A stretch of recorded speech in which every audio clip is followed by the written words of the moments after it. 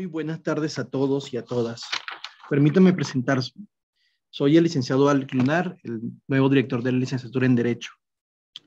A nombre del Consejo Académico del Instituto Nacional de Estudios Superiores en Derecho Penal, le damos la más cordial bienvenida a esta clase prima, intitulada Actos de investigación en el sistema acusatorio adversarial a la luz de la jurisprudencia de la Suprema Corte de Justicia de la Nación. Cabe resaltar que esta sesión se enmarca en nuestro programa académico de licenciatura en Derecho, con temas actuales vigentes y novedosos, de vanguardia y de aplicación con temas actuales y cotidianos, todo en el marco de la preparación de nuestros estudiantes. La dinámica de esta sesión será la siguiente. Nuestro docente invitado tendrá una exposición hasta de 1 hora, seguida por un conversatorio para preguntas y respuestas hasta de 15 minutos. Para dar lectura a las preguntas que tengan a bien formular a través del chat de esta plataforma, para la sesión hoy contamos con la presencia del doctor Héctor Martínez Sandoval, académico, catedrático e investigador jurídico. Doctor, los micrófonos son suyos. Muchas gracias, mi estimado maestro Alex Lunar, director del Instituto de Estudios Superiores en Derecho Penal, INDEPAC, nuestra alma mater en los estudios de doctorado, y bueno, también tengo la dicha de formar parte del Consejo Académico y del Plan Académico de esta licenciatura en Derecho y demás posgrados en Derecho por parte del Instituto de Estudios Superiores en Derecho Penal, INDEPAC. Agradezco a las autoridades del instituto, también a todos los colaboradores de el área de licenciatura en Derecho, a la licenciada Viridiana Flores y a todo el personal que nos apoya con el desarrollo de esta cátedra, y sobre todo le agradezco a usted, mi querido maestro Alex Lunar, por la invitación tan cordial a charlar sobre este tema tan interesante, sobre actos de investigación a la luz de la jurisprudencia de la Suprema Corte de Justicia de la Nación.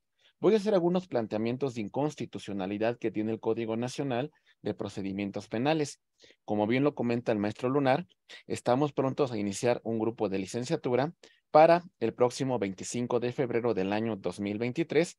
Aquí en la parte inferior de la presentación, ustedes pueden ver el número de contacto, así como también por ese mismo número tienen el WhatsApp para que pues soliciten alguna información referente con este tema. Bien, sin mayor preámbulo, si me permite mi querido maestro Lunar, vamos a iniciar con la sesión. Hago una pequeña presentación de su servidor y con esto vamos a dar inicio a nuestra conferencia. Muy bien, vamos a iniciar.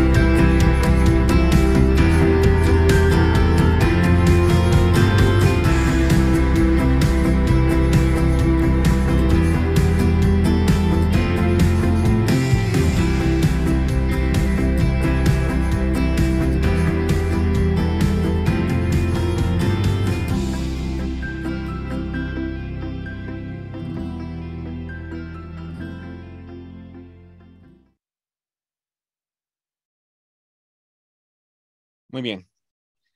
Vamos a hablar sobre los actos de investigación en el sistema acusatorio adversarial. En particular, nos vamos a enfocar a este tema en especial.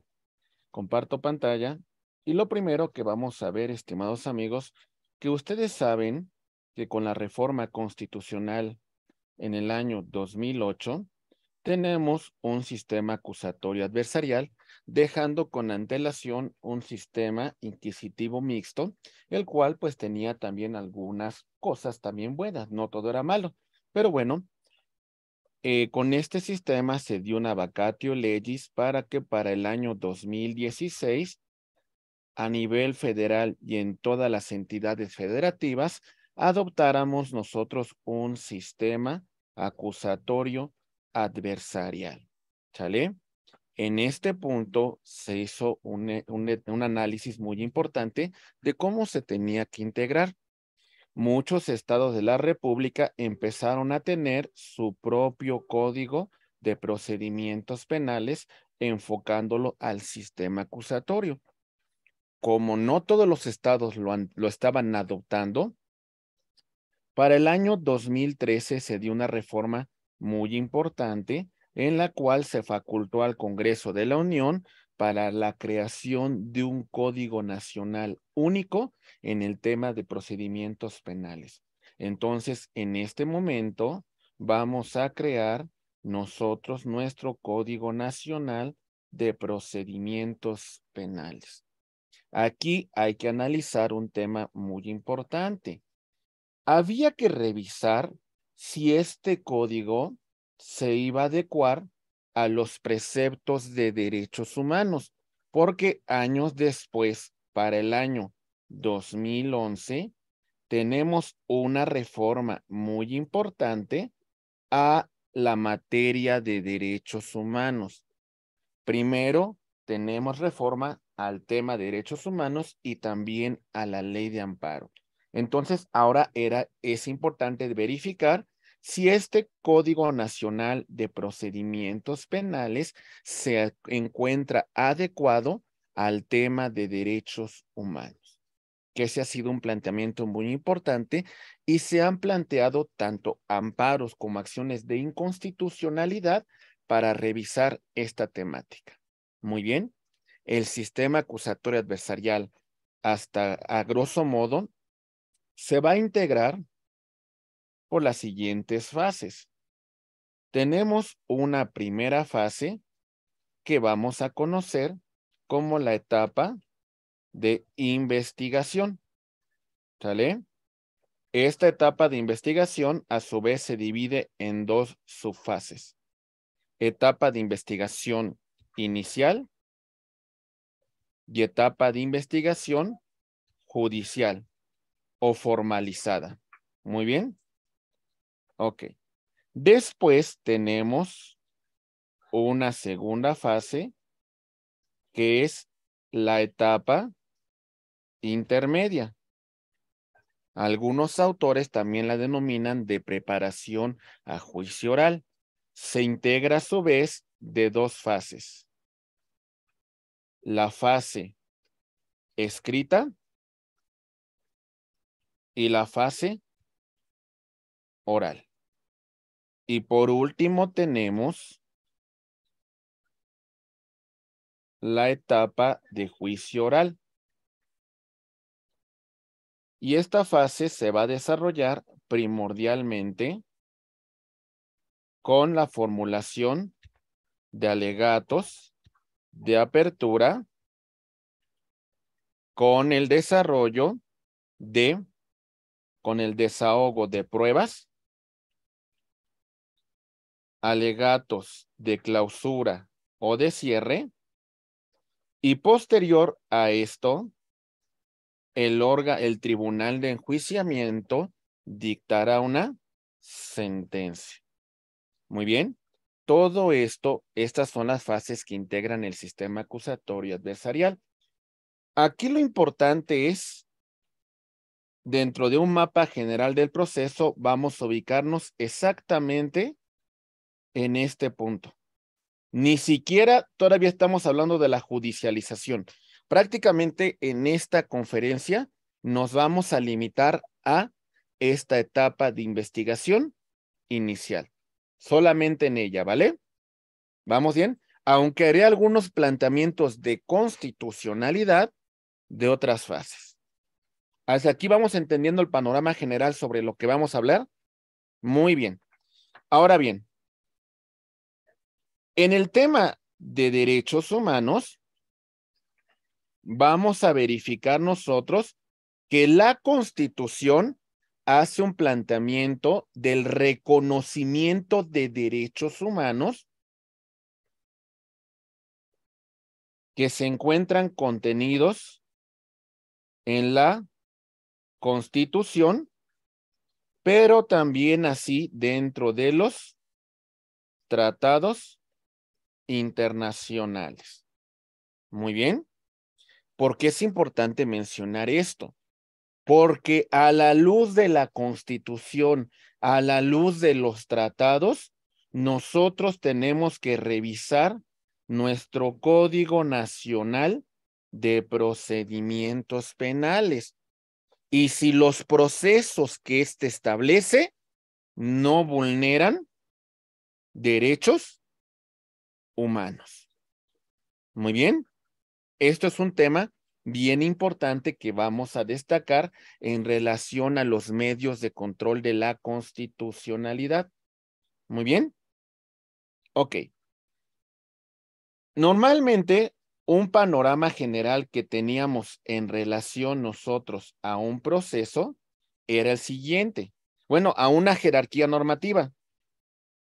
Nosotros, como estudiosos del derecho, lo que se planteaba en el artículo 133 es una jerarquía en el siguiente sentido. Hasta acá en esta cúspide, la Corte interpretaba que teníamos a la Constitución. Después, de acuerdo a criterios de la Corte, señalaba los tratados internacionales, las leyes que emanaran del Congreso de la Unión, las leyes locales, los reglamentos, los decretos y demás normas individualizadas. Muy bien. Es decir, hablamos de un principio de supremacía constitucional. La Constitución por encima de todo el orden normativo. Con la reforma al tema de los derechos humanos, hoy hacemos un planteamiento denominado bloque de constitucionalidad. Y en ese bloque de constitucionalidad vamos a hacer el siguiente estudio. Muy bien. Aquí tenemos nuestro bloque.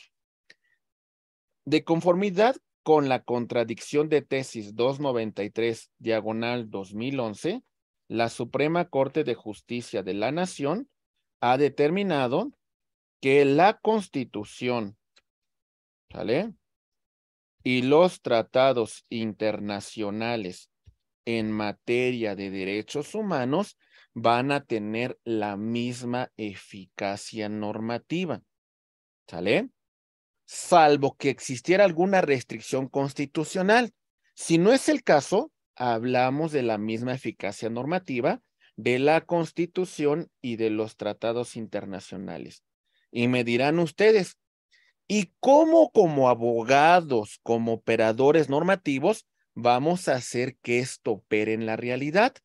Bueno, entonces, como dos criterios importantes, vamos a utilizar el principio de interpretación conforme y el principio pro persona, y en algunas normas, en algunas doctrinas van a encontrarla como pro homine. Muy bien. Principio pro persona y el tema de interpretación conforme.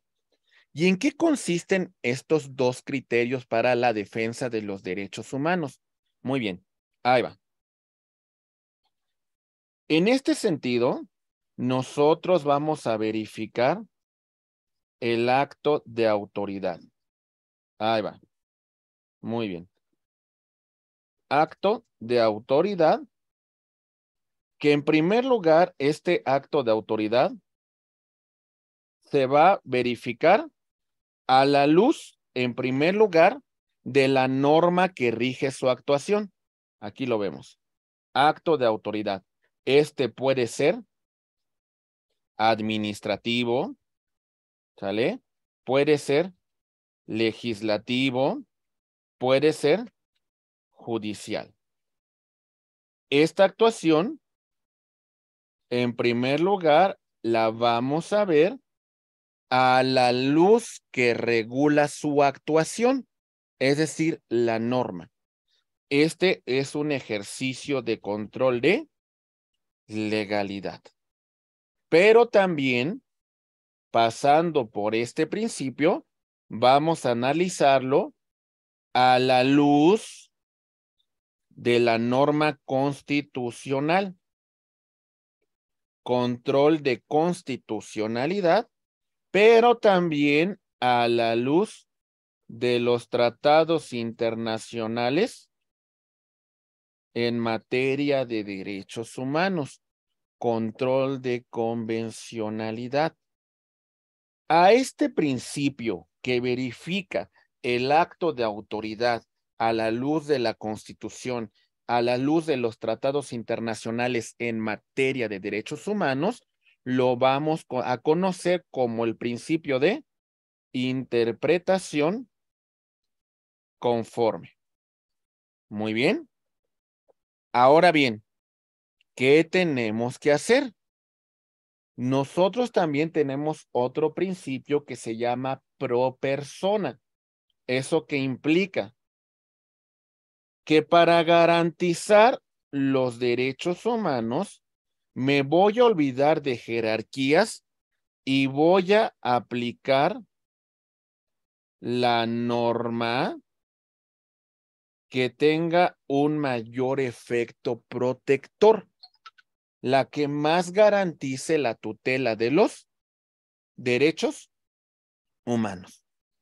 Eso es lo que vamos a aplicar.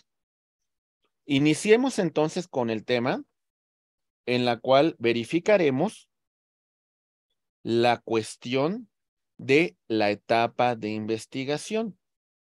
Investigación inicial. ¿Cómo inicia una investigación? Bueno, pues aquí tenemos varios supuestos, ¿verdad? El primero, la persona afectada en su derecho va a la fiscalía y presenta querella. ¿Sale? O tenemos que se trata de un delito que por su gravedad se persigue de oficio y cualquier ciudadano puede presentar una denuncia. O inclusive si la autoridad tiene conocimiento, aunque nadie le hubiese presentado una denuncia, tiene que integrar sin mayor dilación una carpeta de investigación. Ya preparando todo esto, bueno, ahora sí, tengo elementos de convicción para formular imputación en contra de un sujeto activo. Bueno, entonces ahora la judicializo y continuamos con la investigación complementaria. ¿Sí? Esto implicaría que yo ya estoy presentando la carpeta de investigación a un juez de control y estoy formulando imputación.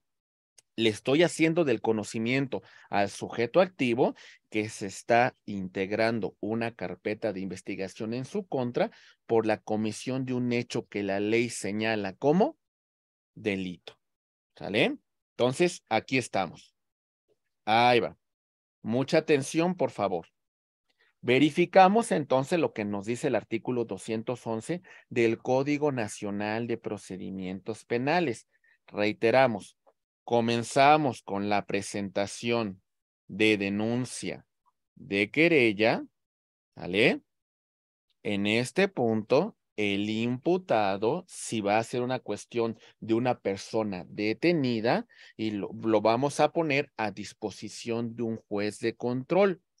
La Constitución nos establece un plazo a partir de la detención en flagrancia de 48 horas con una duplicidad que sería en total 96 horas. ¿Sale? Si así conviene a la defensa del sujeto activo. Artículo 211 del Código Nacional de Procedimientos Penales. Muy bien.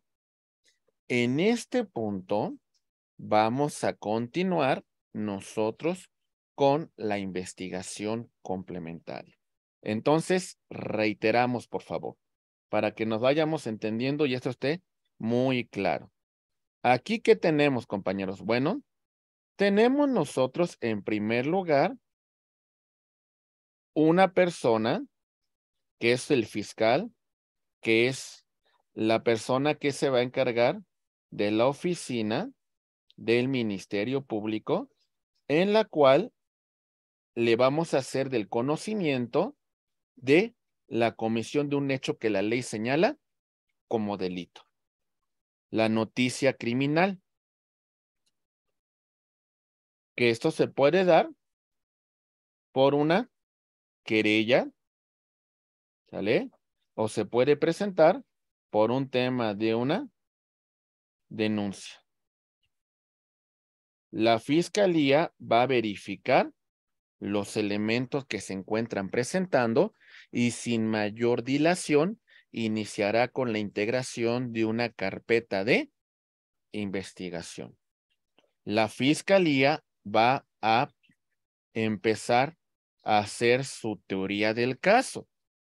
En este supuesto va a verificar los elementos fácticos, los elementos normativos, los elementos probatorios, fácticos, circunstancia de tiempo, de modo, de lugar, que tienen relación con la causa que está verificando, normativos, fundamentos de derecho, fundamentos que establece la ley que de alguna manera tiene que verificar que se cumpla. ¿Sale? Bien. Y tenemos los probatorios, que esto conllevaría a un tema de verificar, de estudiar, de analizar los elementos que estamos presentando dentro de nuestra carpeta de investigación. El fiscal es un perito ¿en qué? En derecho. Es el especialista normativo. Entonces, él no es el investigador fáctico. El investigador fáctico en este punto va a ser la policía de investigación, el primer respondiente, el que va a estar en la escena, el que va a verificar el tema de la cadena de custodia, el que se va a encargar del informe policial homologado, el que también tiene que velar por los derechos humanos, el experto normativo, el que va a verificar los elementos que presenta la policía de investigación y verificar si tienen relación con el hecho que se está investigando y si va a presentar esta causa, lo integra una carpeta de investigación y formulará imputación. Aquí tenemos al investigador jurídico, que sería la fiscalía. Y tenemos a los científicos, tenemos a los peritos en varias disciplinas que van a auxiliar en la investigación. Ahora sí que el investigador probatorio van a ser lo que conocemos como los servicios periciales. Necesitamos de todos para hacer una adecuada integración de una carpeta de investigación. Muy bien. Ok. De todos estos elementos que estamos presentando, ahora bien, si a consideración del estudio que realiza la Fiscalía considera que se reúnen los elementos en esta carpeta de investigación, va a presentar ante un juez de control, y ante este juez de control, si tenemos una persona detenida, lo primero que vamos a verificar y solicitarle es que se verifique el control legal de la detención. ¿Sale? Si la detención se considera que es legal, bueno, lo que va a continuar es con la formulación de imputación. ¿Qué es la formulación de imputación? Le hacemos del conocimiento al indiciado que se está integrando una carpeta de investigación en su contra por la comisión de un hecho que la ley señala como delito. Como le estamos generando un acto de molestia, tenemos que presentarle la carpeta de investigación para su defensa. Y lo que va a hacer es que también la va a preparar en este momento.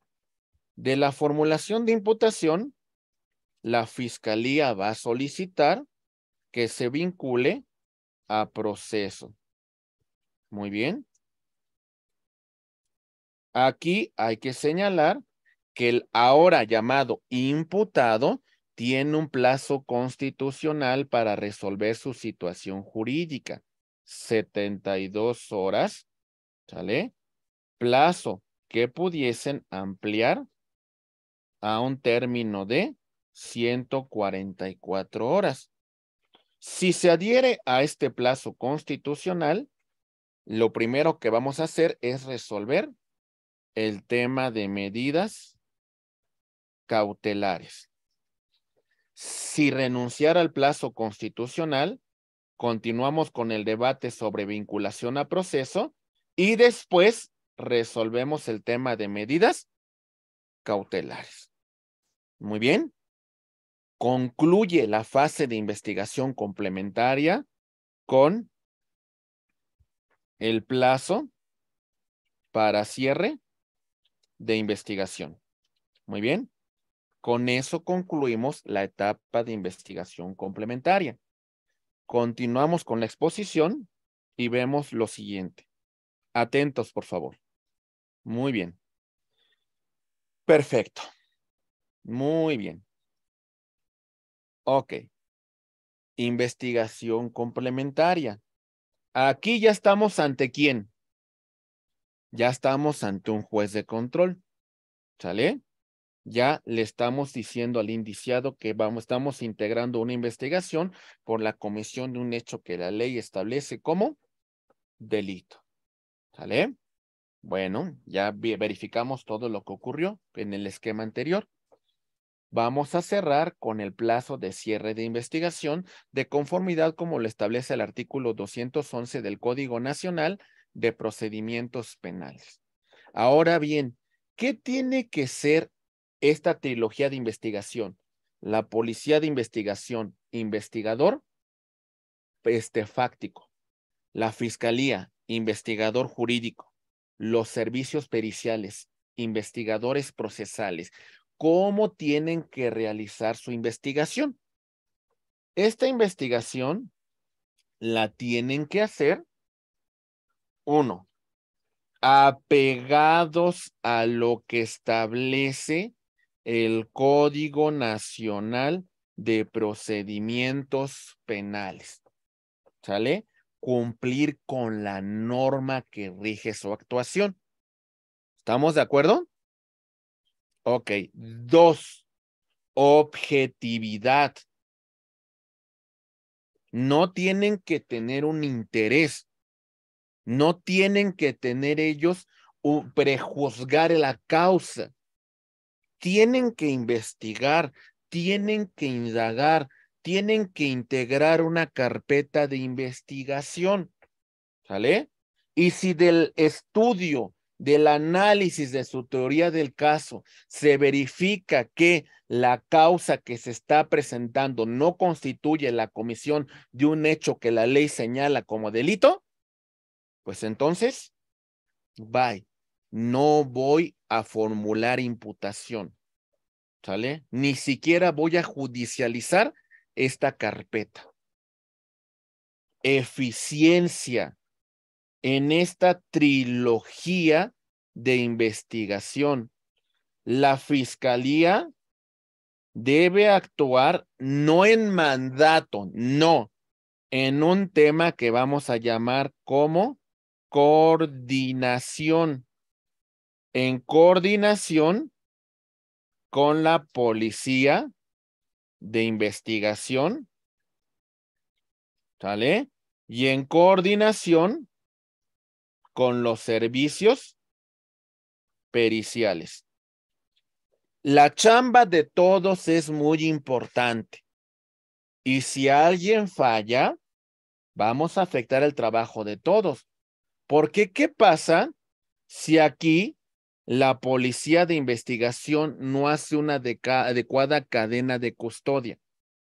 Se obtiene un dato de prueba que vulnera derechos fundamentales.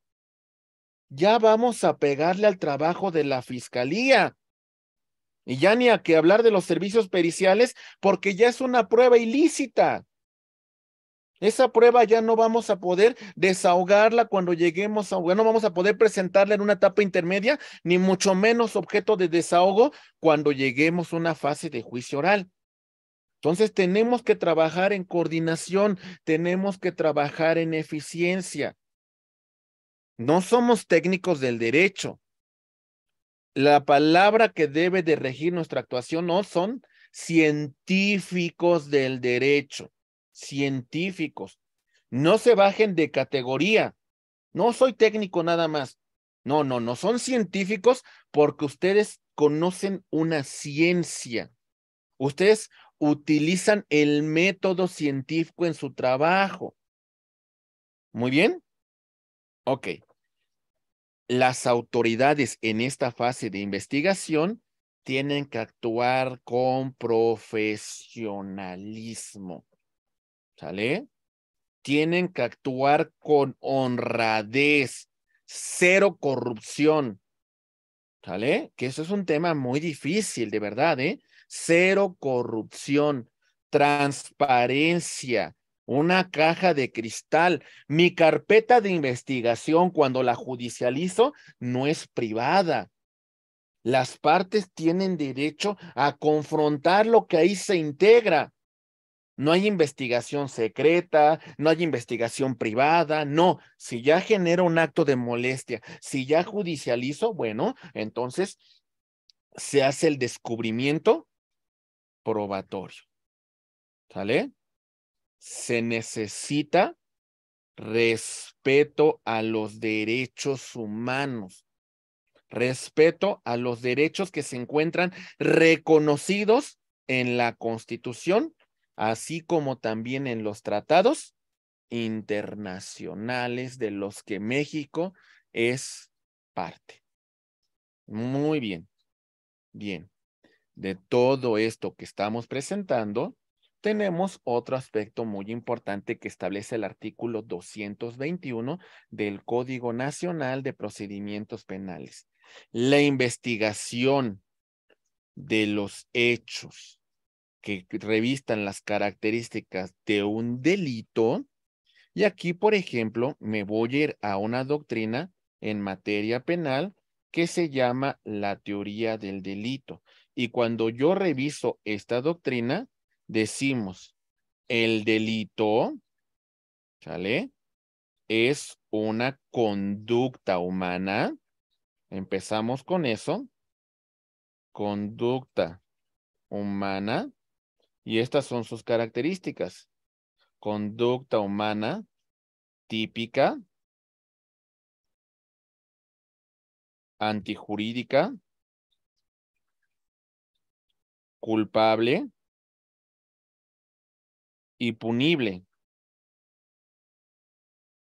Típica, la adecuación de la conducta humana a los preceptos que establece la norma. Es decir, la norma penal dice, comete el delito de homicidio a quien prive de la vida a otro. Juan privó de la vida a Pedro. Su conducta encuadra con la hipótesis normativa del delito de homicidio. Antijurídica, contraria a la ley. No existe una causa que justifique esta actuación. Entonces violaste la ley, fuiste en contra de la norma. Culpabilidad, elemento subjetivo. Aquí voy a analizar la intención, ¿sale? ¿Hubo una intención de dañar el bien jurídicamente tutelado? Dolo. No hubo una intención, no hubo un propósito, no quería que ocurriera.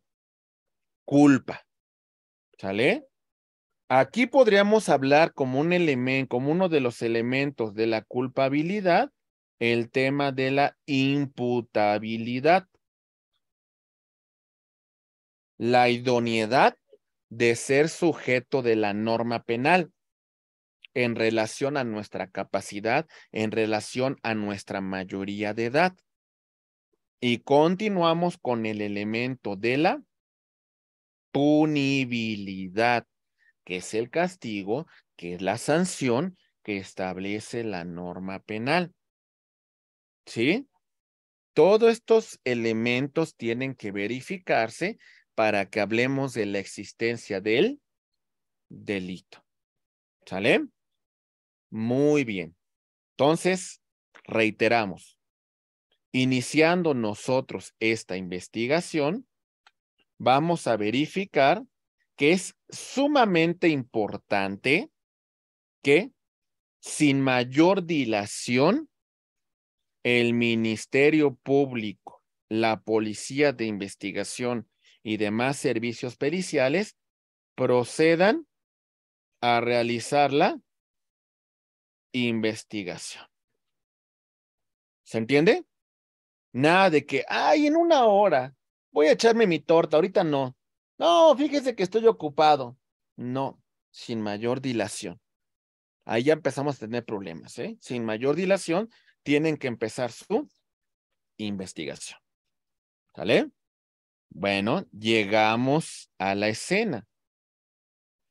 El primer respondiente, la policía de investigación, llega a la escena y bueno, va a verificar lo primero que vamos a encontrar, que es esta escena que pudiese constituir la escena de un delito.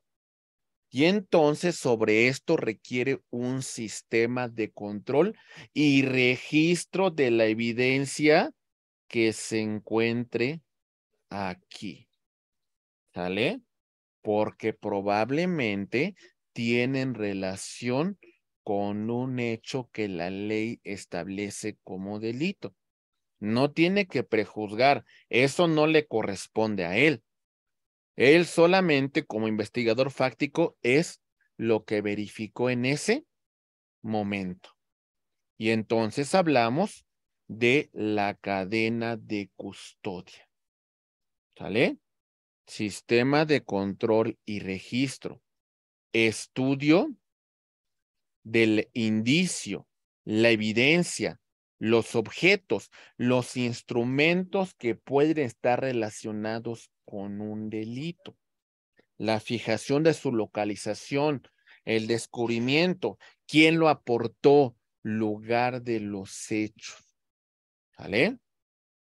Identificamos el escenario, identificación de un lugar donde se pudo haber cometido un hecho que la ley señala como delito.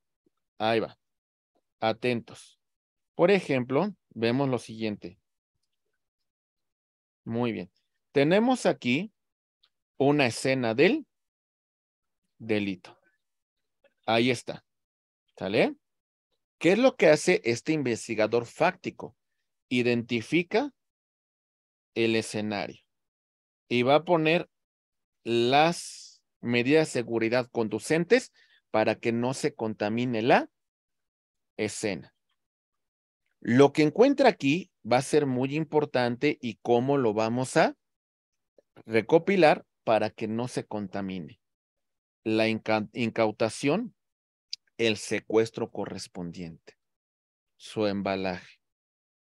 Bueno, él no es un perito, él no es un científico, pero para eso también van a concurrir los servicios periciales para su examen, para su análisis. El respectivo archivo y su custodia.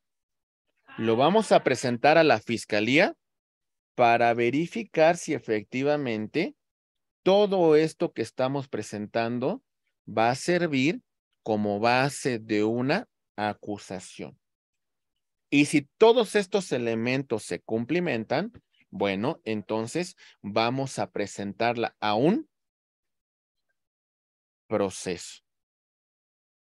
La pregunta importante, en esta fase de investigación, ¿va a haber actuaciones que no requieren control judicial? No lo requieren, ¿sale? Y en ese no control judicial, aguas, pudiese haber una vulneración de derechos humanos. Porque ¿quién toma esta determinación? Los propios investigadores, la propia fiscalía. ¿Lo entendemos? En este punto puede existir violación de derechos humanos. Y bueno, compañeros, también tenemos otras actuaciones que sí van a requerir, antes de que se realicen, un tema de control judicial. Es decir, un juez me tiene que autorizar dicha actuación. ¿Vamos bien? Ok, continuamos. Actos de investigación que no requieren autorización de un juez de control. Punto número 1. La inspección del lugar del hecho o del hallazgo. ¿Sí? Siempre y cuando este hecho no hubiese ocurrido en un lugar cerrado, porque entonces vamos a requerir una orden judicial correspondiente. ¿Vale? Si dentro de este escenario resulta, aquí está mi escena, y resulta que en este otro lugar abierto hay indicios, bueno, no requiero control judicial. Ahí vamos a continuar con esta actuación sin necesidad de un control judicial. ¿Sale? Este es mi escenario, pero en este lugar también encontré indicios que pudiesen relacionarse con este hecho. ¿Vamos bien? Ok. Siguiente punto. Vamos a inspeccionar a personas. ¿Sale? Pero esta inspección que realice sobre las personas, muy bien, necesitaría una cuestión muy importante, su autorización.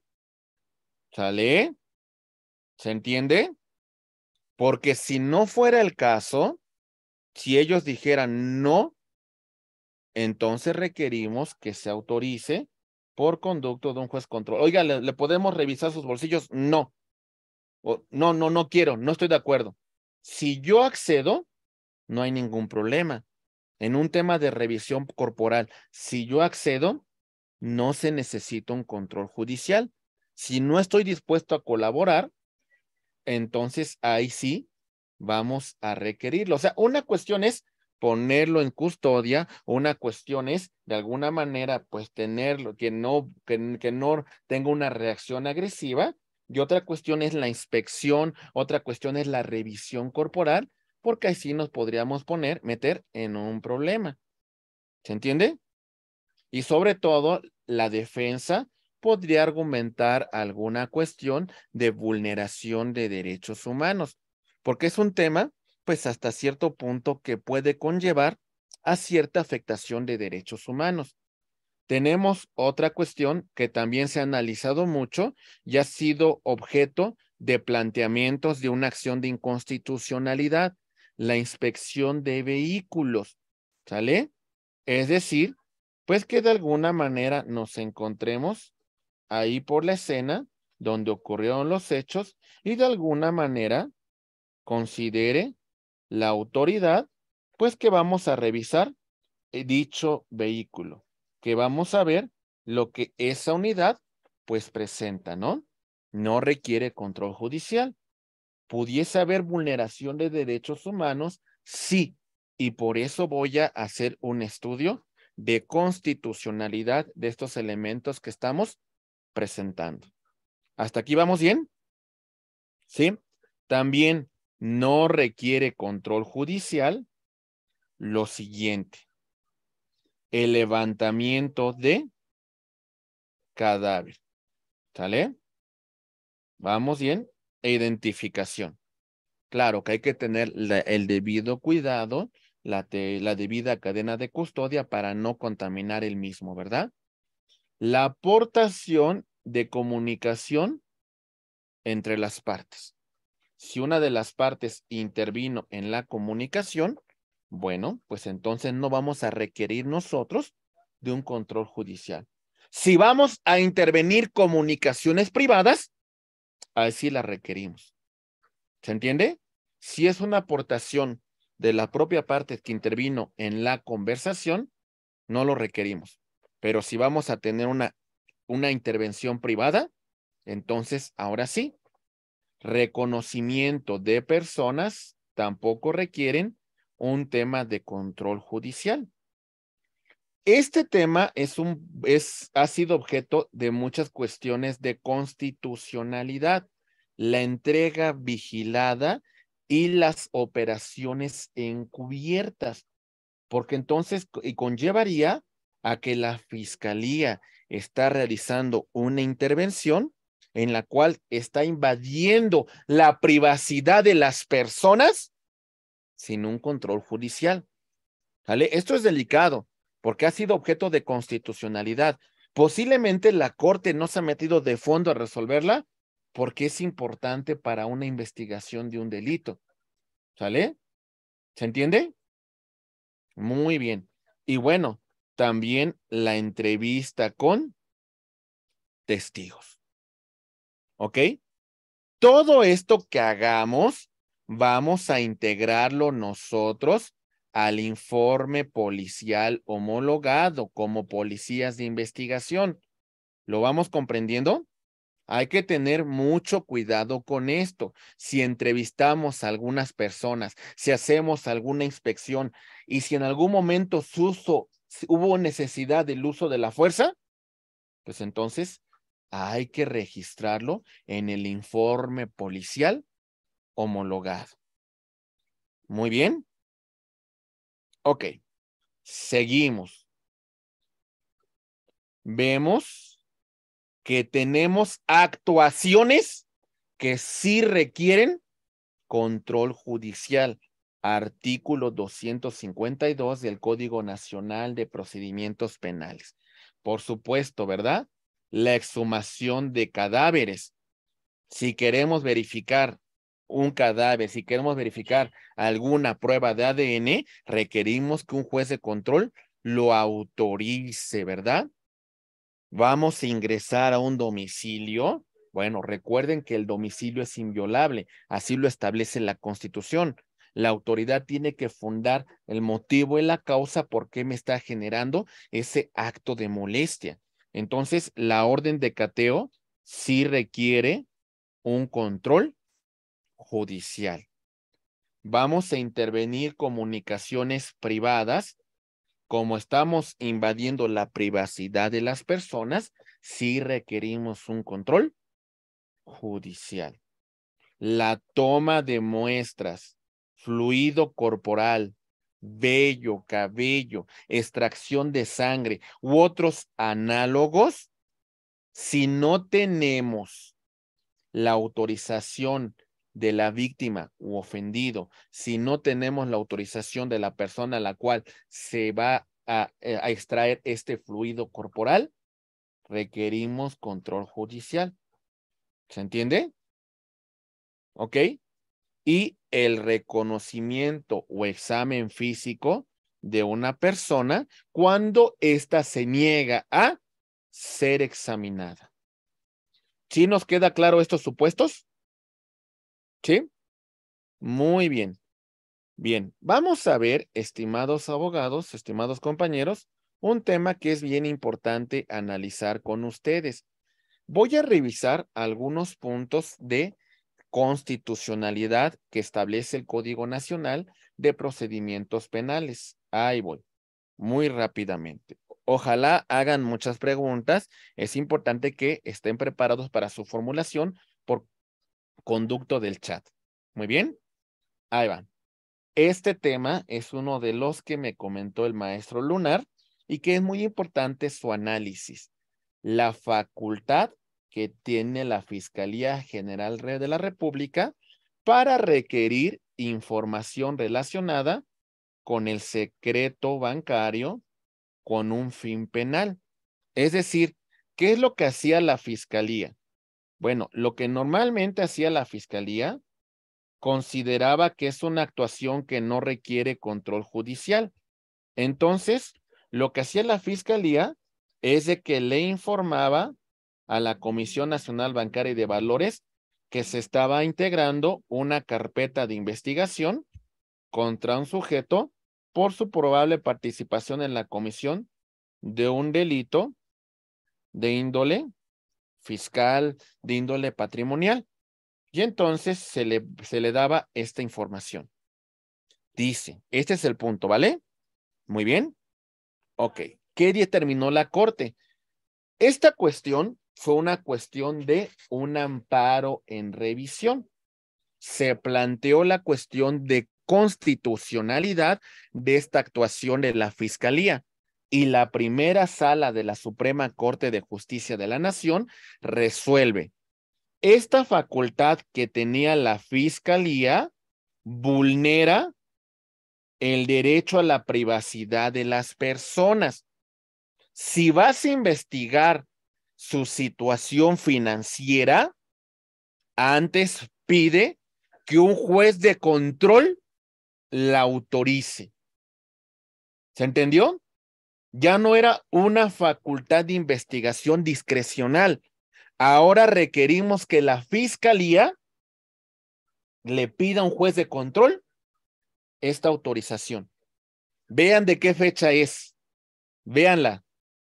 25 de enero del 2023. ¿Se entiende? Es decir, hasta hace algunos días, la Fiscalía seguía teniendo esta facultad. Y entonces invadía nuestra privacidad de nuestro secreto bancario.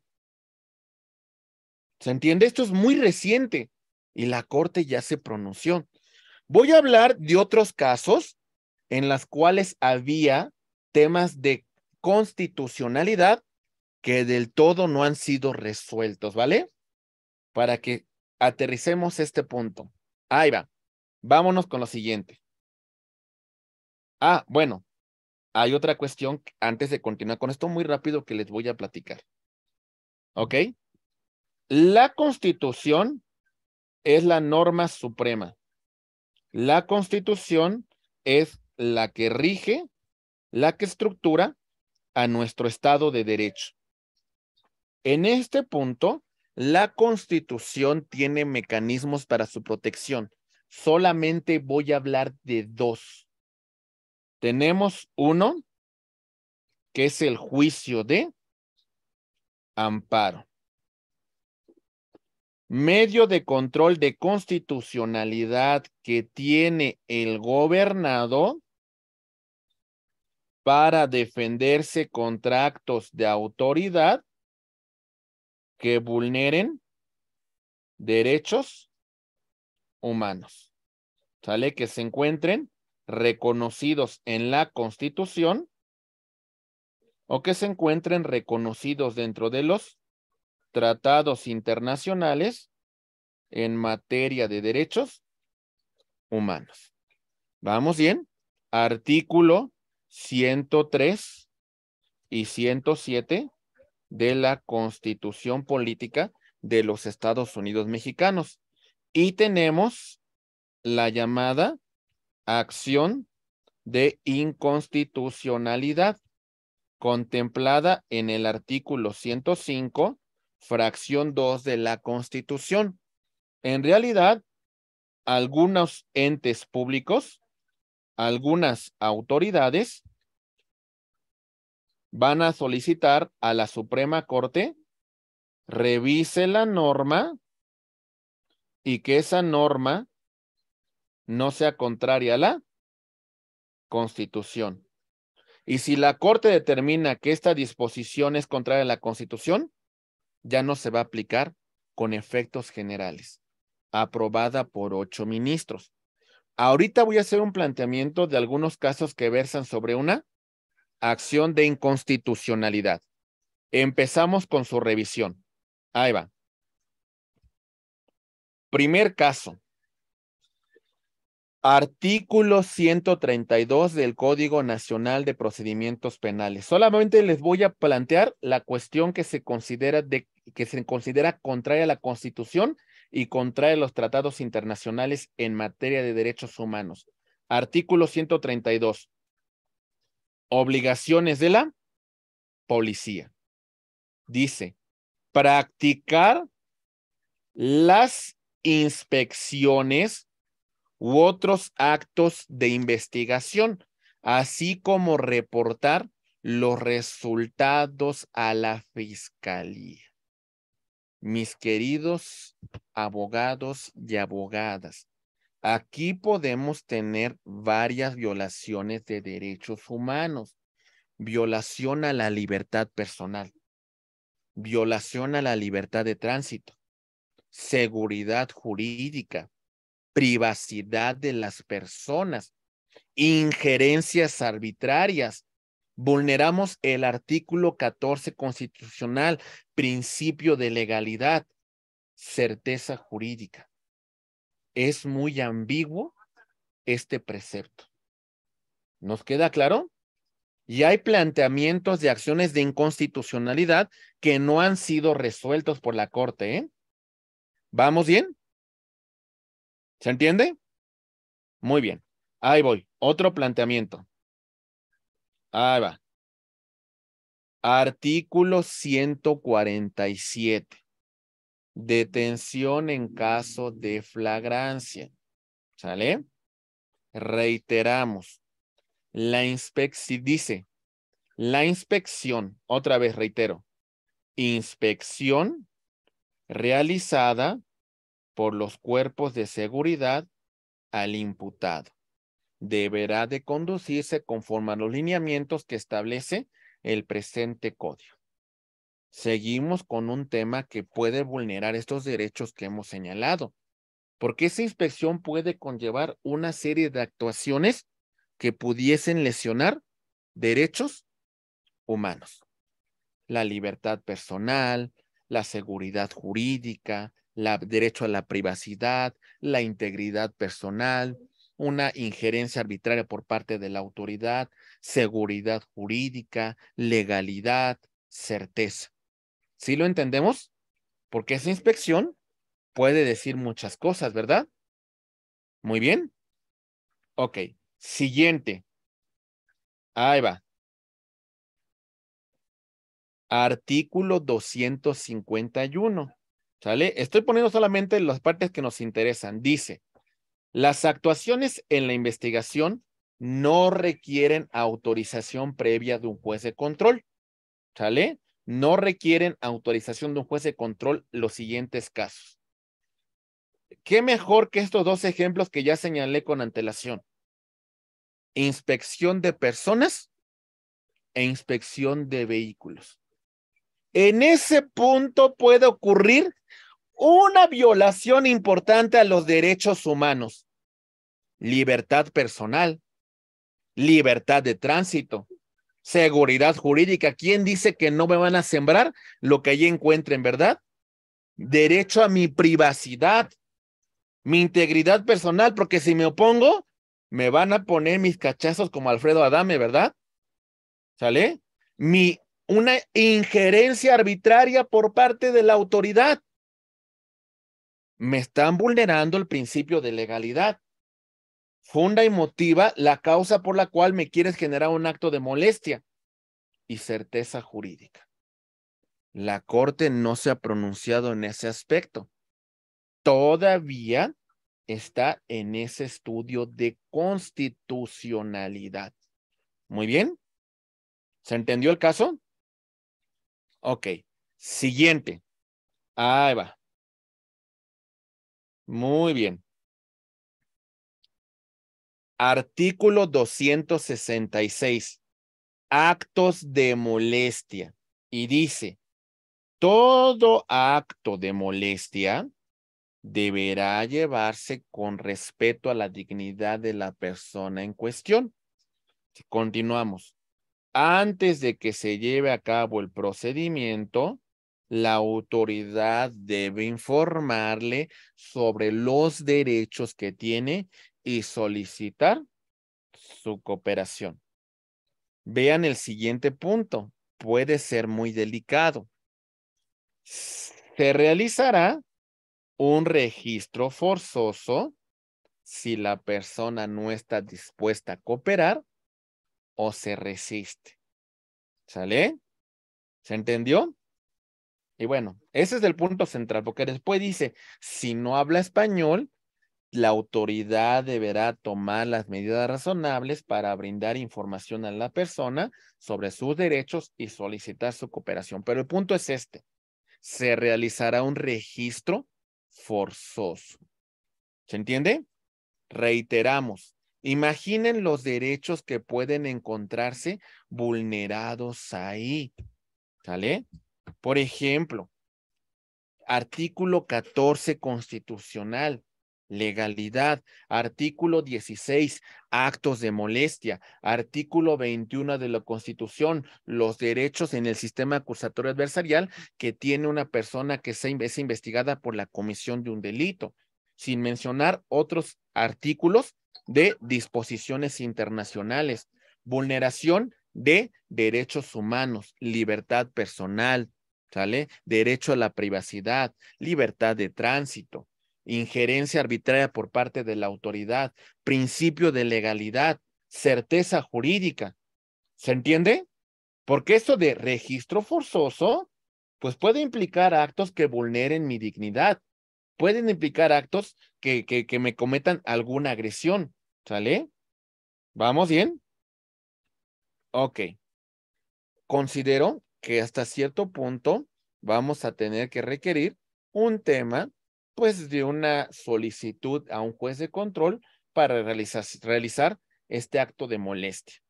Seguimos con el artículo 148 del Código Nacional de Procedimientos Penales. Y, bueno, no, perdón, 268, perdón. Inspección de personas. Ahí va. La Policía Federal, la policía podrá realizar una inspección sobre una persona y sus posesiones en caso de flagrancia o cuando existan indicios. ¿Cuál es el problema que se ha planteado? Es un tema subjetivo, ¿sale?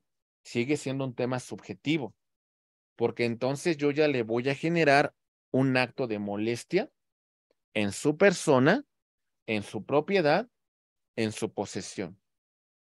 Esto de que exista un indicio es un tema subjetivo, ¿sale? ¿Qué oculta en sus ropas? ¿Qué lleva adherido a su cuerpo? Los objetos relacionados con algún hecho que pueda ser considerado como delito. Seguimos. La revisión consistirá en una exploración externa de la persona y de sus posesiones. Cualquier inspección que implique exposición de partes íntimas, ya nos dice este artículo, requiere control judicial, ¿sale? La policía debe de señalar el motivo de esta revisión, siempre respetando en todo momento su dignidad. Aquí el punto de debate es, si tenemos su cooperación va, y si no la tenemos, vamos a realizar una cuestión de una revisión forzosa. Esa es la cuestión que se ha planteado sobre la constitucionalidad de este precepto que hemos comentado. ¿Vamos bien? Ok. Todos estos artículos que señalamos con antelación vulneran estos preceptos de la Constitución. Artículo 14, 16 y 21 de la Constitución. Se vulneran los artículos 3, 9 y 12 de la Declaración Universal de Derechos Humanos. Se vulneran los artículos 5, 7, 8, 13 de la Convención Americana de Derechos Humanos y se vulnera los artículos 9 y 17 del Pacto Internacional de Derechos Civiles y Políticos. Los preceptos que ya hemos destacado con antelación. Vulneramos la libertad personal, la libertad de tránsito, seguridad jurídica, privacidad, derecho a la vida privada, a la integridad personal, a la no injerencia arbitraria, principios de legalidad y certeza jurídica. ¿Se dan cuenta, abogados y abogadas? ¿Vamos bien? Ok, ahí les va otro planteamiento muy importante en relación al Código Nacional de Procedimientos Penales. Ahí va. Artículo 148 del Código Nacional de Procedimientos Penales. En relación a la flagrancia. ¿Sale? Delitos que requieran querella. Cuando se detenga a una persona por un hecho que pudiera constituir un delito que requiera querella, es decir, instancia de parte agraviada, será informado inmediatamente de quién pueda presentarla. Escuchen bien, se le concederá para tal efecto un plazo razonable, bien subjetivo. ¿1 hora? ¿2 horas? ¿3 horas? ¿5 horas? ¿10 horas? ¿Cuál es el plazo razonable? Esa es la pregunta que plantea una cuestión de constitucionalidad y de convencionalidad, de acuerdo de las circunstancias de cada caso, y en ningún supuesto dice superará las 12 horas. 12 horas que ya le causaste una afectación a los derechos fundamentales de la persona que fue detenida, porque requerimos parte ofendida, porque requerimos persona que presente querella. ¿Sale? A partir, vean, las 12 horas contadas a partir de que fue notificada la víctima, o de 24 horas a partir de su detención, en el caso que no fuera posible su localización. Imaginen que yo me encuentro el teléfono de Adriana en la calle.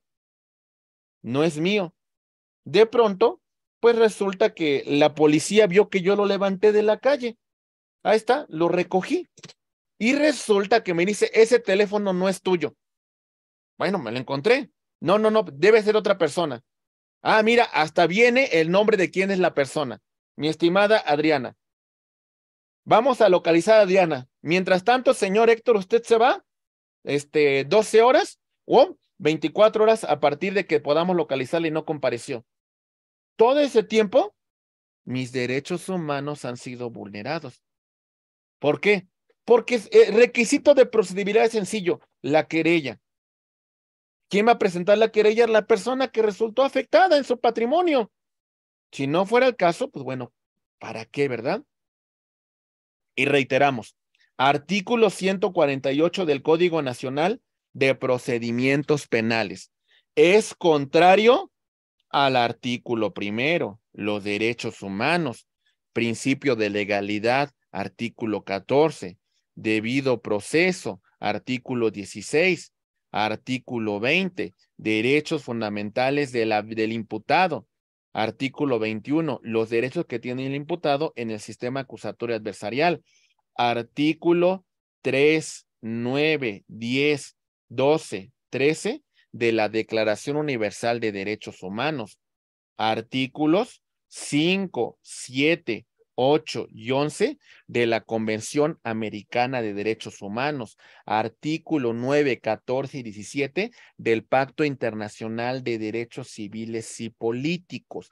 ¿Qué derechos se están vulnerando? Ahí va.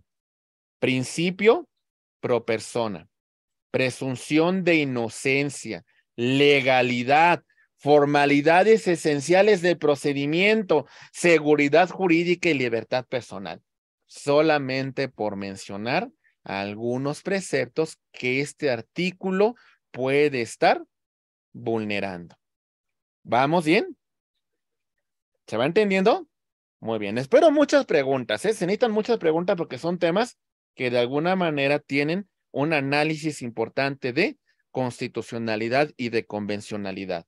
Vámonos por el artículo 153 del Código Nacional de Procedimientos Penales. Y decimos, las medidas cautelares serán impuestas mediante resolución judicial por el tiempo indispensable para asegurar la presencia del imputado en el procedimiento, ¿sale? Que el imputado esté en el procedimiento y garantizar la seguridad de la víctima o el ofendido o la obstaculización del proceso.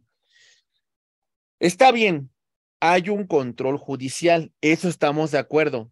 ¿Qué es lo que está mal? Que sea tan subjetivo, que sea tan abierto, que no nos diga cuál es el plazo. Tiempo indispensable. ¿Cuál es ese tiempo indispensable? Ese es el punto central de este artículo. Y decimos, el artículo 153 de nuestro Código Nacional de Procedimientos Penales es inconstitucional e inconvencional.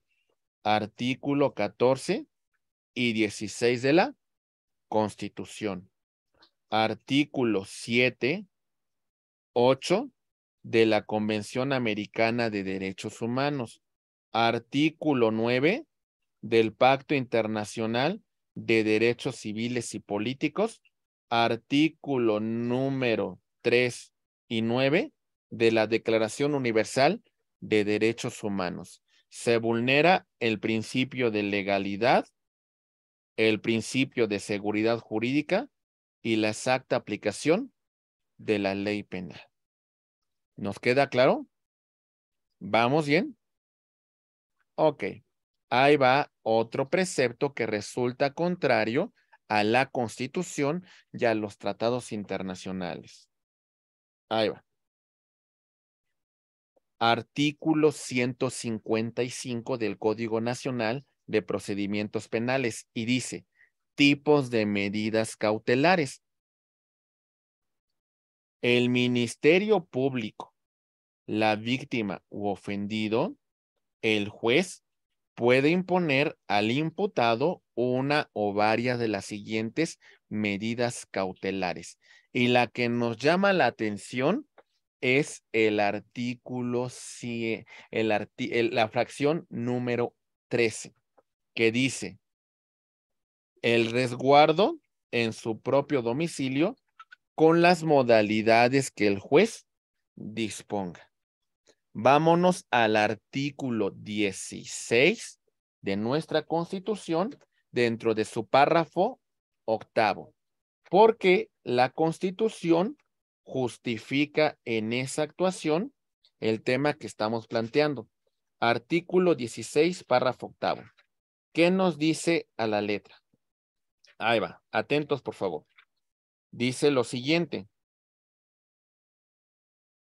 La autoridad judicial, a petición del Ministerio Público y tratándose de delitos de delincuencia organizada, podrá decretar el arraigo de una persona con las modalidades de lugar y tiempo que la ley señale, sin que pueda exceder de 40 días, siempre y cuando sea necesario para el éxito de la investigación, la protección de las personas o bienes jurídicos, o cuando exista un riesgo fundado de que el inculpado se sustraiga de la acción de la justicia. Este plazo podrá prorrogarse siempre y cuando el Ministerio Público acredite que subsisten las causas que dieron origen. En todo caso, la duración de total del arraigo no podrá exceder de 80 días por una simple presunción, porque ni siquiera has formulado imputación, ni siquiera has integrado una carpeta de investigación. Por eso, bajo este precepto, podríamos decir que se encuentra pegado a la Constitución, pero hay distintas disposiciones que está vulnerando este artículo, esta fracción. Vemos lo siguiente. Ahí va. Este precepto vulnera lo que se establece en el artículo 11, 14, 16, 18, 19 y 21 de la Constitución. Artículo 5, 7 y 8 de la Convención Americana de Derechos Humanos. Artículo 9 y 14 del Pacto Internacional de Derechos Civiles y Políticos. Artículo 3, 9 y 13 de la Declaración Universal de Derechos Humanos. ¿Qué artículo vulneramos? ¿Qué preceptos, qué derechos humanos estamos vulnerando? Principio pro persona, seguridad jurídica, legalidad, presunción de inocencia, prohibición de detenciones arbitrarias y debido proceso. ¿Sale? Imaginen este caso. Ahí va. Voy a poner un caso bien hipotético, pero imagínenlo ustedes. Bien. Tenemos a 3 personas que se encuentran afuera de una tienda echando la famosa chela. Ahí están los 3. Y de pronto llega la policía y dice, para mí que ustedes son parte de la delincuencia organizada. Los veo bien malandros. Me los voy a llevar. Y ahora sí, como dirían en tiempo de don Porfirio Díaz, mientras averiguo, pues quédense sujetos a esta medida cautelar. ¿Sale? El arraigo vulnera derechos humanos. ¿Por qué? Porque ni siquiera he integrado una carpeta de investigación en tu contra, ni siquiera he formulado imputación, pero ya te voy a afectar 40 días de tu vida o 80 días. Por lo mientras, ante los vecinos que vea que tengo a la Guardia Nacional parada fuera de mi casa, ¿qué va a pensar de mí? Que soy de lo peor, ¿verdad? No van a creer que soy una blanca paloma, ¿verdad? En mi trabajo van a decir, ay, sí, señor, por favor, 40 días falte usted, 80 días, no hay problema, se le vamos a respetar su trabajo. No, ¿verdad? De verdad, entonces, esa es la cuestión. Si van ustedes a la escuela, ni modo que el maestro les diga, ay, sí, no entregues tu trabajo, no te preocupes. No, nos van a causar una afectación. ¿Se entiende? Ni siquiera tenemos una carpeta de investigación y es más, ha habido estudios por el Alto Comisionado de Naciones Unidas y del 100% de arraigos que se presentan, solamente 2 hay elementos para integrar una carpeta de investigación y de esos 2, menos de un 0.5% se ha vinculado a proceso. Es decir, es una medida poco efectiva. Muy bien. Bien, ya vamos a llegar a la conclusión y vemos rápidamente lo siguiente. artículo 242 del Código Nacional de Procedimientos Penales. Afortunadamente, este precepto sí fue invalidado por la Suprema Corte de Justicia de la Nación por una acción de inconstitucionalidad el 25 de junio del 2018. Los demás está pendiente de resolverse la acción de inconstitucionalidad. Esta sí ya se resolvió. Y vean lo que se establecía.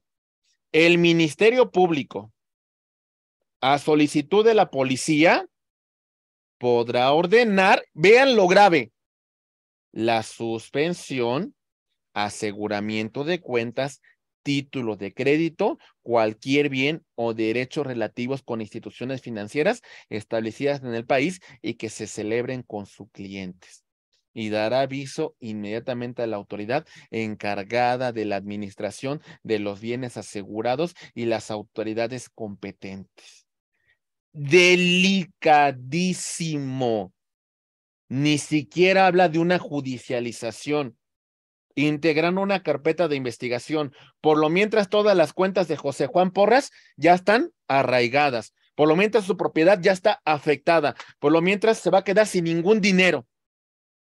Y sabemos que no son tan eficaces en la investigación, ¿verdad? ¿Quién nos dice que va a pasar 15 días, 20 días, 30 días, un mes? Porque ni siquiera la han judicializado. Pero por lo mientras, ya afectamos sus cuentas, ¿verdad? ¿Se entiende?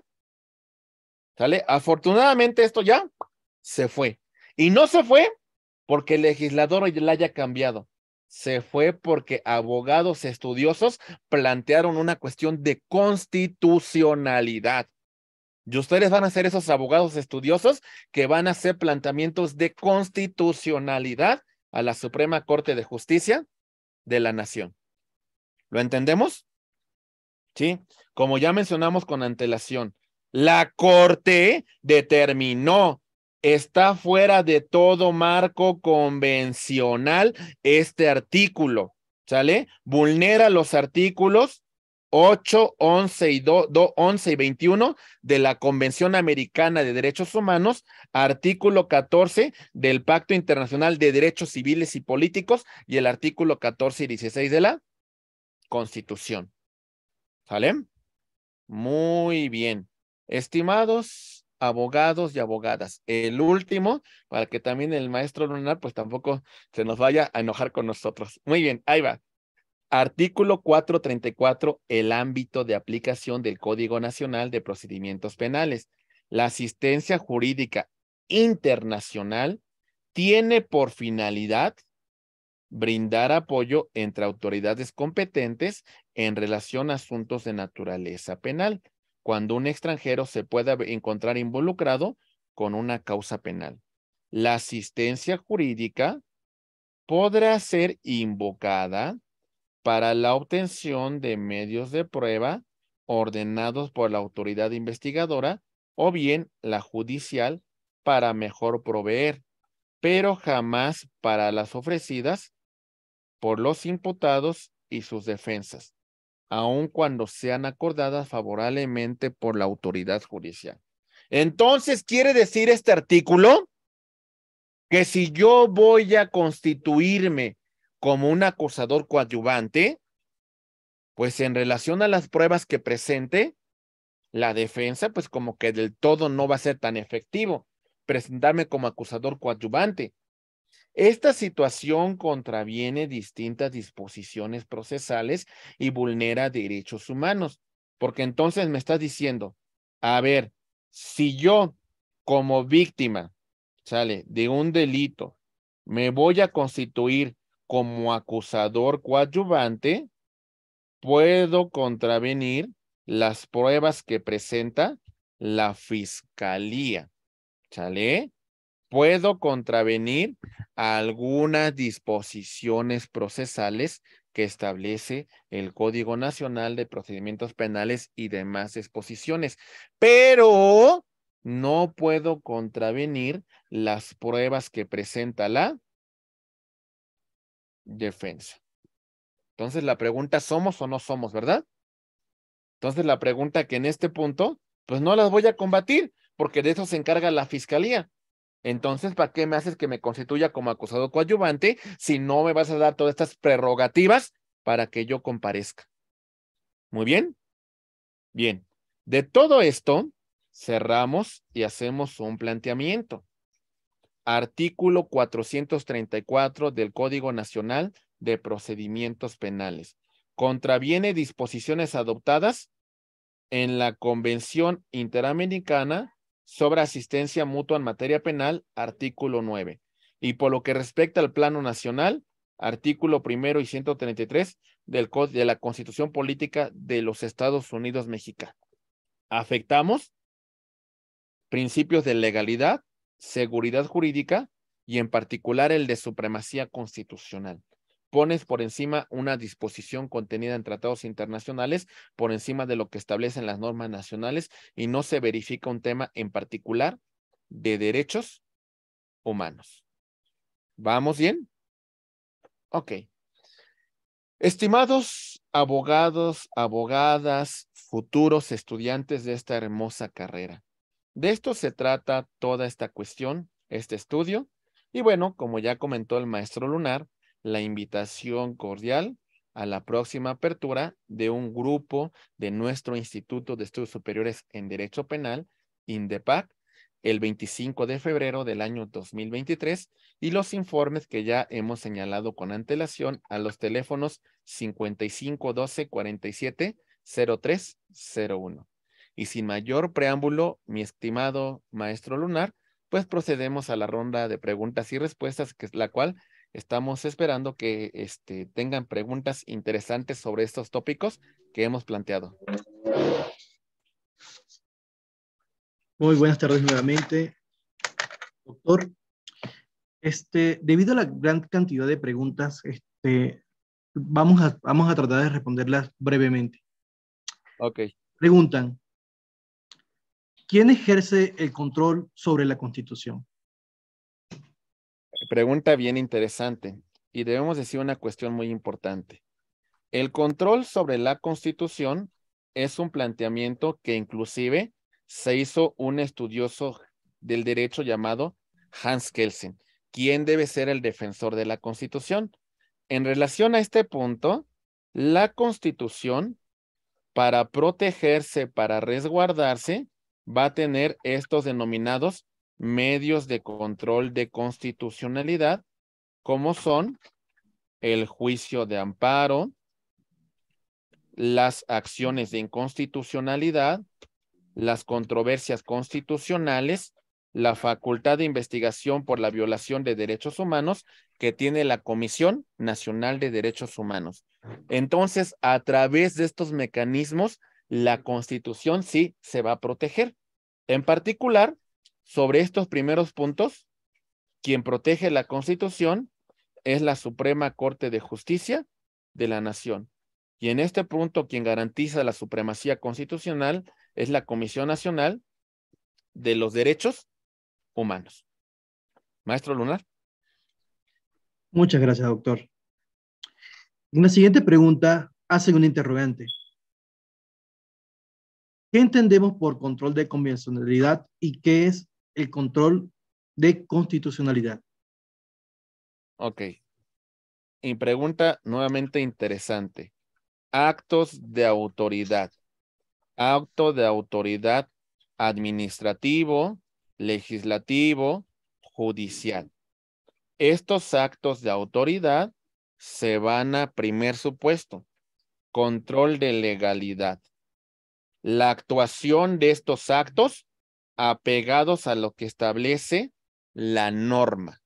Control de legalidad. Control de constitucionalidad.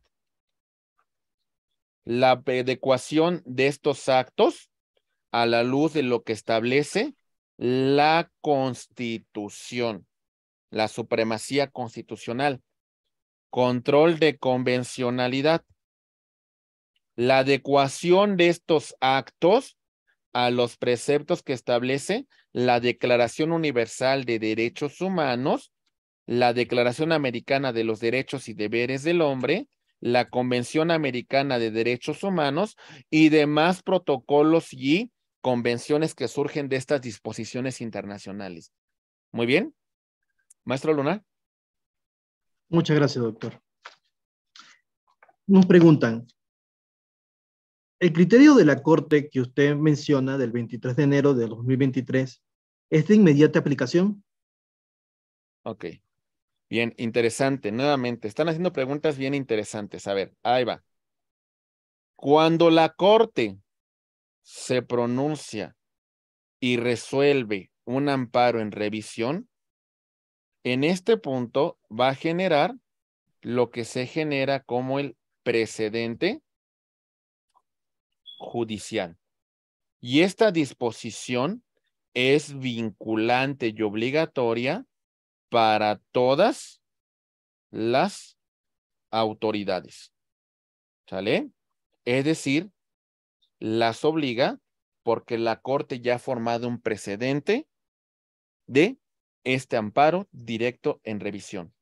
En ese supuesto, como la Corte está en el pináculo del orden normativo de la aplicación del derecho, todas las autoridades deben adecuarse con este criterio que hemos establecido en relación a que la inspección del secreto bancario requiera necesariamente un tema de control judicial. Ahora bien, posiblemente haya muchos fiscales que no estén bien preparados en la materia, pero para eso tenemos a los abogados de la defensa, para que impidamos estas actuaciones contrarias a la norma. Muy bien. Perfecto. Maestro Lunar. Gracias, doctor. Nos preguntan, ¿dónde encontramos las restricciones constitucionales? Bueno, las restricciones constitucionales es un precepto que se establece en la contradicción de tesis 293 diagonal 2011. En ese punto, es decir, si la Constitución dice que en este supuesto esta prevalecerá, por ejemplo, en el caso de lo que establece el artículo 16 en su párrafo octavo, hablamos de esa restricción constitucional. ¿A qué me refiero? Este precepto regula la figura reconoce la figura del arraigo. A todas luces, nosotros verificamos que el arraigo es contrario a los derechos humanos, vulnera el principio de legalidad, vulnera la presunción de inocencia, etcétera, etcétera. Pero es una restricción que la Constitución ha establecido para el caso de delincuencia organizada. ¿Sale? Y entonces, en estos supuestos, estas son las propias restricciones que la Constitución establece. Otra restricción constitucional la encontramos en el artículo 29 de la Constitución, cuando la Constitución habla de la suspensión, ¿sale? De los derechos fundamentales. ¿Sale? Una situación de emergencia, una situación que afecta al país, que requiera suspender derechos fundamentales para hacer frente a esta emergencia. Por ejemplo, nunca se estableció una suspensión de garantías, pero imaginemos el tema de la pandemia que hubiera dicho la autoridad. A ver, quien salga de su domicilio va a estar sujeto a un procedimiento administrativo y lo vamos a arrestar 36 horas.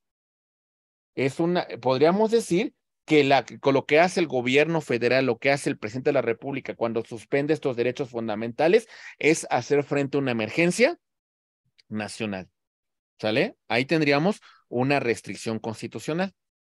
Maestro Lunar. Muchas gracias, doctor.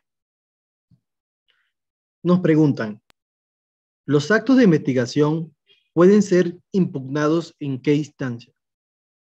Bueno, a ver, si usted considera que una actuación de investigación, a ver, como ya mencionamos, tenemos la etapa de investigación inicial, continuamos con la etapa de investigación formalizada. Si aquí considera que hubo una actuación en esta fase de investigación que vulnera sus derechos fundamentales, por ejemplo, durante la detención, entonces usted, aquí en la audiencia de control de detención, usted aquí lo va a impugnar.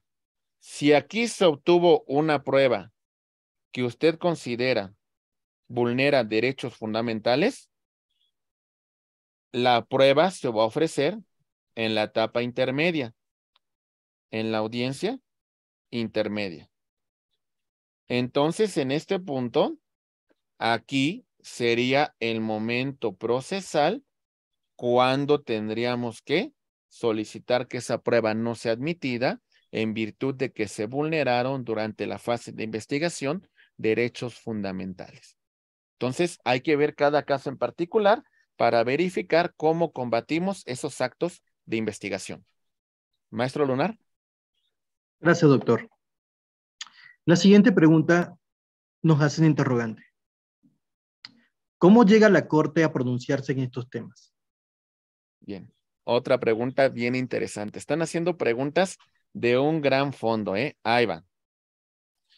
Tenemos una causa penal, X, ¿sale? Y nosotros, como operadores jurídicos, tenemos la posibilidad de revisar que estos actos de autoridad se encuentren apegados a la Constitución.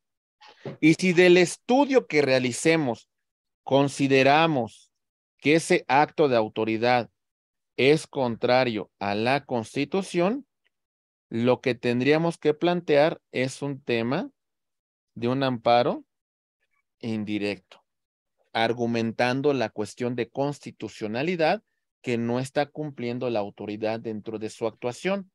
Ahora bien, si consideramos, por ejemplo, que el Código Nacional de Procedimientos Penales, en algunos preceptos que se me van a aplicar, son contrarios a la Constitución o a los tratados internacionales, voy a promover un amparo indirecto, pero en particular un amparo que se conoce como amparo contra leyes. ¿Sale? ¿Y qué es lo que estoy haciendo?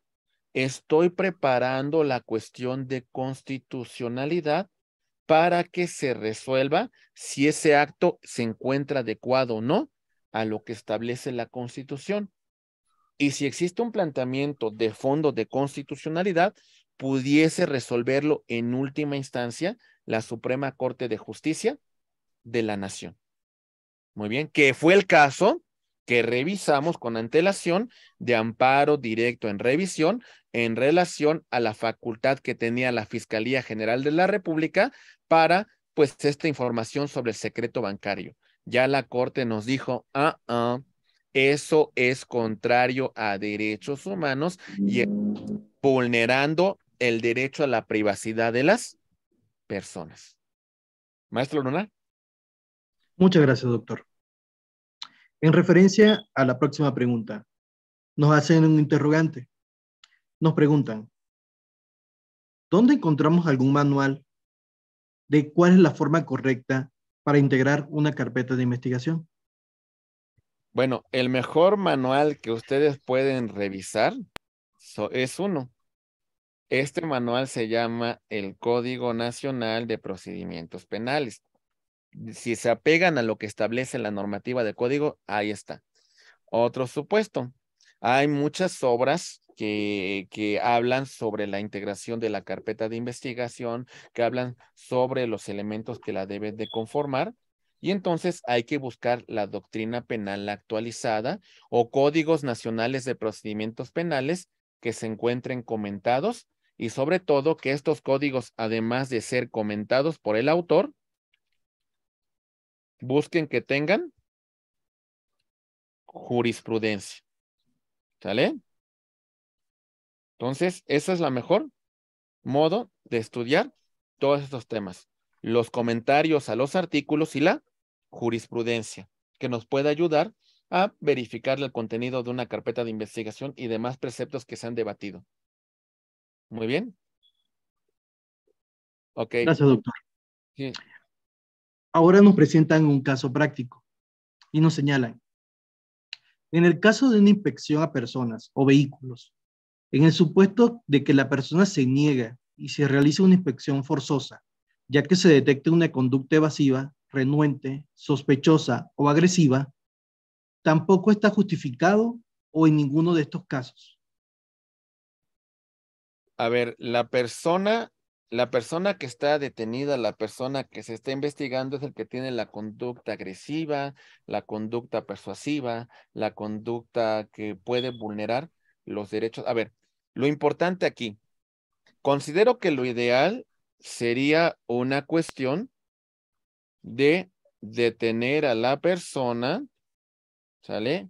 Evitar que siga causando una afectación, ¿sale? De leerles sus derechos fundamentales y en todo caso, si requerimos una inspección corporal, una inspección, algún fluido y demás, considero que inmediatamente debemos requerir a un juez de control esta solicitud.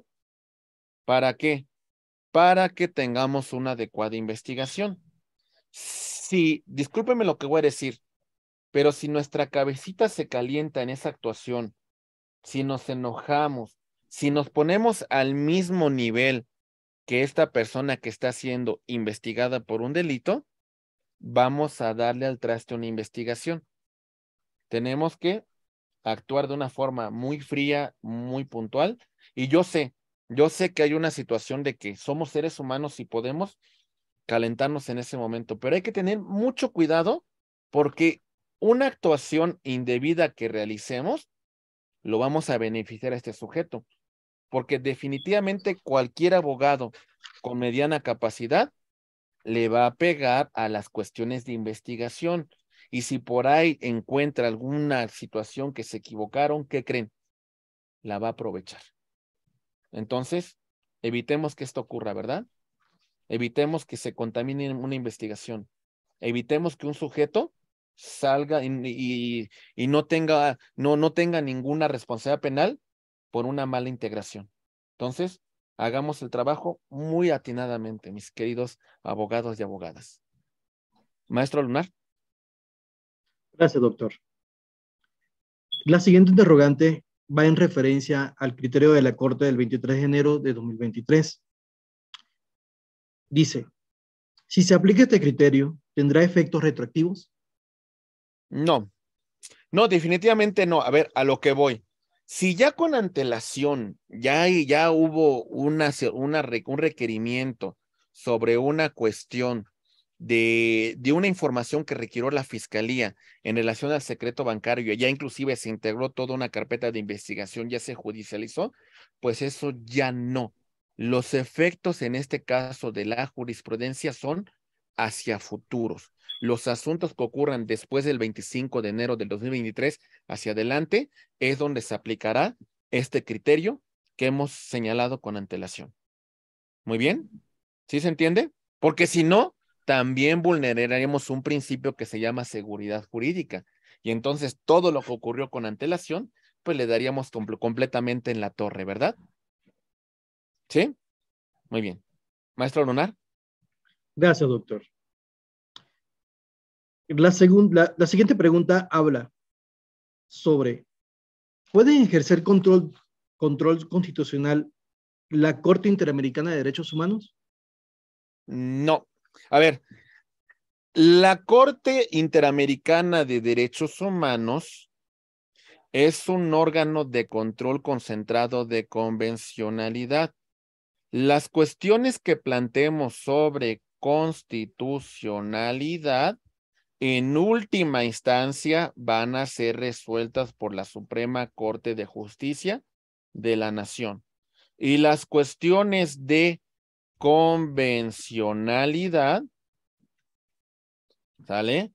Primero van a pasar en este control concentrado de convencionalidad al análisis de la Comisión Interamericana de Derechos Humanos y si no se resuelve la cuestión de violación de derechos humanos contemplada en un tratado internacional, entonces ya vamos a encontrar a la Corte Interamericana de Derechos Humanos, que el marco normativo que vamos a requerir para estos dos órganos del sistema interamericano es la Declaración Americana de los Derechos y Deberes del Hombre, la Convención Americana de Derechos Humanos y demás protocolos que surjan de estos tratados, de estas disposiciones.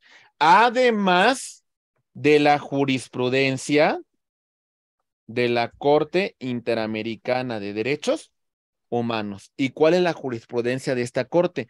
Los asuntos que ha resuelto. Muy bien. Maestro Lunar. Gracias, doctor. Nos preguntan, ¿de qué manera podemos ejercer algún tipo de control ciudadano sobre la Constitución?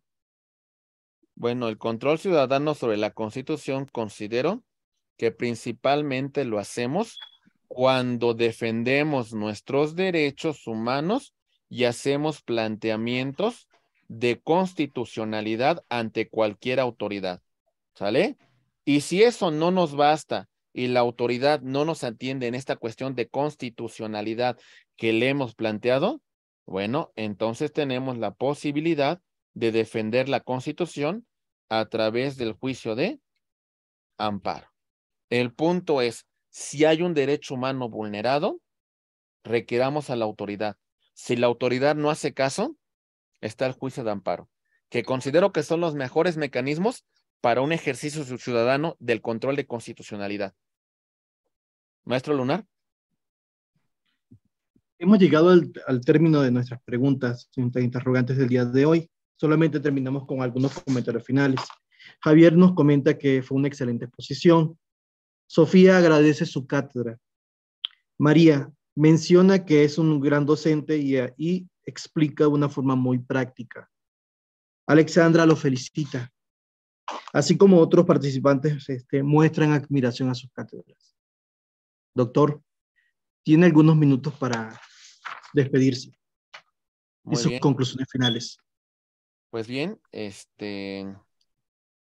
bueno, estimados abogados, abogadas, futuros estudiantes de derecho que decidan tomar esta hermosa profesión como una disciplina a la cual pueden ustedes dedicarse por el resto de sus vidas, creo que es una carrera muy hermosa y trata un aspecto humano bien importante, la dignidad de las personas, sus derechos humanos, sus derechos fundamentales, elementales, la vida, la seguridad, el patrimonio, nuestra integridad, etcétera, etcétera.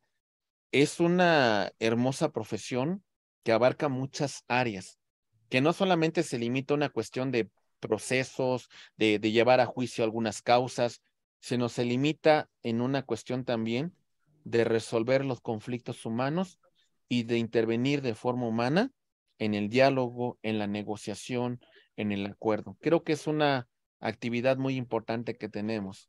Y bueno, es una oportunidad muy interesante y muy importante para el 25 de febrero, si alguno de ustedes se quiere incorporar, pues ahí está el contacto. Y bueno, de antemano, pues ya saben que estamos para servirles. Lo que podamos ayudarlos, pues adelante. Ya saben que estamos para ayudarlos, compañeros. Y como siempre, recuerden que por ahí hay un canal de YouTube que se pueden meter con mi nombre. Nada más le ponen abogado Héctor Martínez Sandoval. Y ahí hay varios comentarios de algunos temas que a lo mejor puedan servir. A lo mejor de forma muy sencilla, porque la verdad es que desconozco muchísimas cosas, tengo muchísimas deficiencias, pero lo que pueda hacer y lo que pueda proyectar para ustedes lo hago con mucho amor y con mucho respeto. Pues de antemano, muchas gracias, maestro Lunar. Le agradezco mucho sus comentarios, le agradezco mucho su invitación a todas las autoridades del Instituto de Estudios Superiores en Derecho Penal.